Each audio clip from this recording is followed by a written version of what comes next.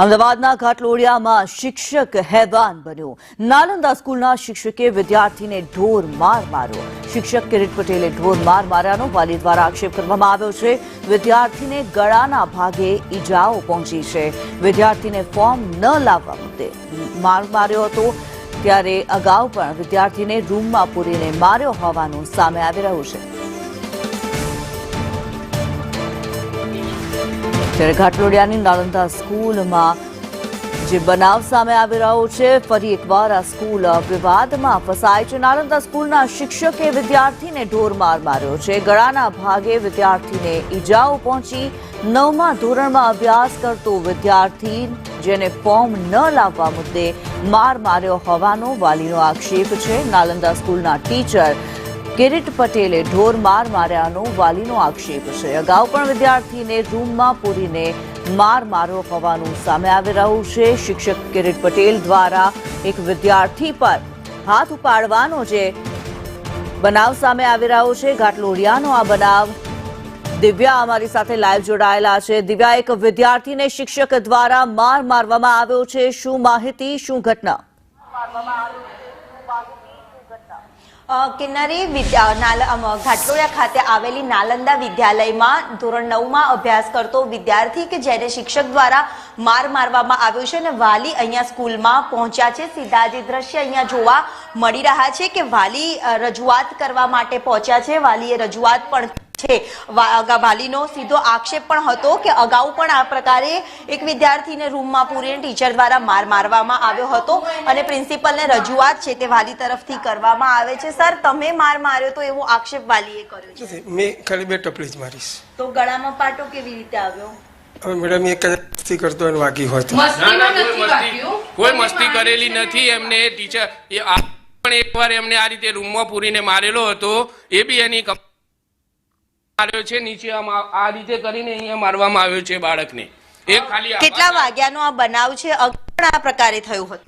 પહેલા તો એનો કઈ ફોલ્ટ હશે કે ઇનશર્ટ હતું ને આઉટશર્ટ નતું કર્યું, ઇનશર્ટ કરીને આવ્યો તો એટલે એને તો ઓકે એનું ફ્રોલ છે કે ભાઈ એને નથી કર્યું એટલે એને માર્યો, આપણે જતું કર્યું। આ નેક્સ્ટ ટાઈમ કંઈક આભા કાર્ડનું ફોર્મ હતું એ ભરવા માટે કહ્યું હતું ઘરે, તો ઘરે મોકલ્યો તો પછી એને મંગાવ્યું હશે, એ ઘરે ભૂલી ગયો તો કે સર આભા કાર્ડ આપો ફોર્મ, તો એને કીધું કે સર હું ઘરે ભૂલી ગયો છું, કાલે લેતો આવીશ। શું માંગ છે આપની?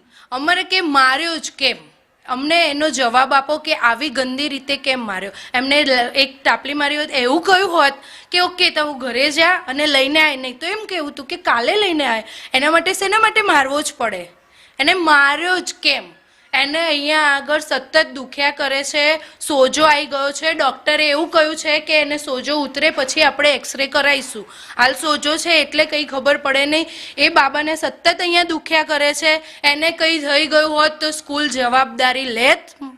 સ્કૂલના પ્રિન્સિપલ પણ આપણી સાથે છે, એમની સાથે વાત કરીએ। મેડમ, આ પ્રકારનો વાલીનો આક્ષેપ છે, શિક્ષક સામે કોઈ કાર્યવાહી આપ કરશો કે કેમ? આખો શું વિવાદ હતો? કાલે મને 3:30 વાગે વાલીશ્રી કહેવા આવ્યા હતા, બરાબર? સ્કૂલનો ટાઈમ તો પૂરો થઈ જાય છે છતાં એ આવ્યા હતા। અમે ત્યારે પણ વાત કરી, ત્યારે શિક્ષકને ફોન કર્યો હતો। શિક્ષકે કીધું કે ભાઈ મેમ કેટલા વખતથી અપાર આઈડી ફોર્મ લાવવાનું કહે છે, એની માટે આધાર કાર્ડ લાવવાનું કહીએ છીએ એમ।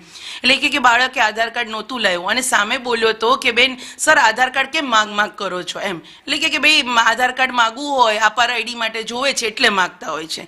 એટલે એણે સામે જવાબ આપ્યો એટલે મેં એને એક ટપલી મારી। એટલે મેં કીધું સર આપણી સ્કૂલમાં મારવાનું અલાઉડ નથી, બરાબર? એટલે કે હા બેમ, કે પણ એ એટલું બધું સામું બોલતો હતો એટલે મેં એને એક ટપલી મારી। એટલે મેં કીધું સર તમારે કાલે મને માફીપત્ર આપવું પડશે અને એક મેમો ઇસ્યુ કરશું અમે તમને કે હા આયરું માફીપત્ર અહીંયા જ છે કે જે શિક્ષકે સવારે જ માફીપત્ર આપી દીધું હતું અને એની ઉપર એક્શન એ લેવામાં આવ્યો છે કે એમને મેમો ઇસ્યુ કરવામાં, ઓરલ એક મેમો ઇસ્યુ કરેલો છે કે ભાઈ તારી ભલે સારું કરવા માટે પણ તે આજે બાળકની પર હાથ ઉપાડવું દેટ ઇઝ રોંગ, બરાબર? સ્કૂલ આ નીતિની ખિલાફ છે એટલે આપણે એને માફીપત્ર આપી દીધું છે।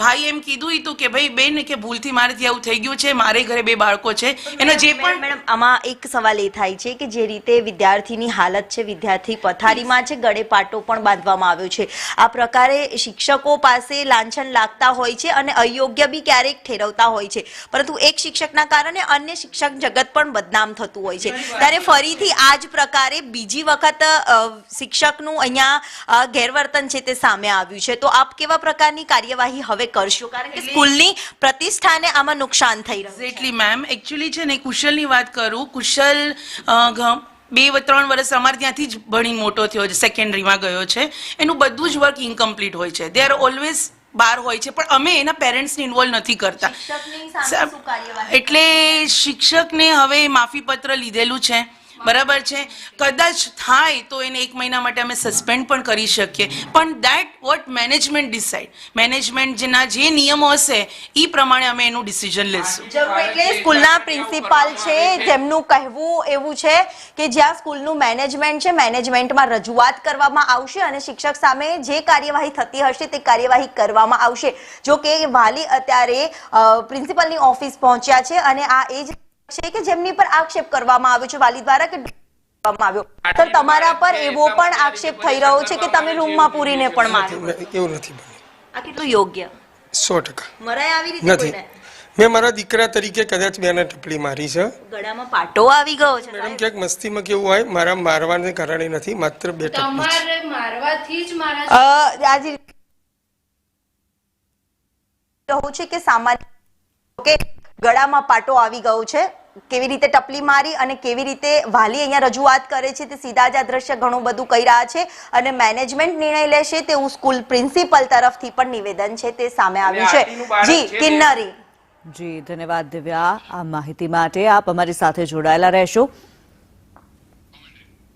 ત્યારે નાલંદા સ્કૂલમાં એક શિક્ષક દ્વારા વિદ્યાર્થીને મારવાની જે ઘટના સામે આવી રહી છે, ઘાટલોડિયાની નાલંદા સ્કૂલ કે જ્યાં શિક્ષક દ્વારા વિદ્યાર્થીને ઢોર મારવામાં આવ્યો અને વિદ્યાર્થીને ઈજા પહોંચી છે.